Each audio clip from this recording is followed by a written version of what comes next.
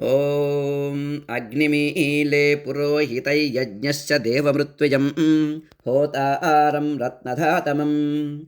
ॐ ईशोत्वोर्जेत्वा वायवस्तोपायवस्तदेवो वः सवितार्पार्पयतु श्रेष्ठतमाय कर्मण आप्यायद्दमग्निया देवभागमोर्जस्वती प्रजस्वती प्रजावतीर्नमीवाम् अयक्ष्मामावस्तेन ईशतमागशगुंसो रुद्रस्य हेतिः परिणो वृणक्तु ध्रुवाम् अस्मिन् गोपतौ स्यात बह्वीर्यजमानस्य पशून् पाहि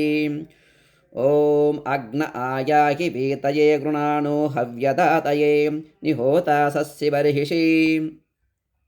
ॐ शन्नो देवीरभिष्ठय आपो भवन्तु पीतये शय्योरविस्रवन्तु नः ॐ शान्तिः शान्तिः शान्तिः।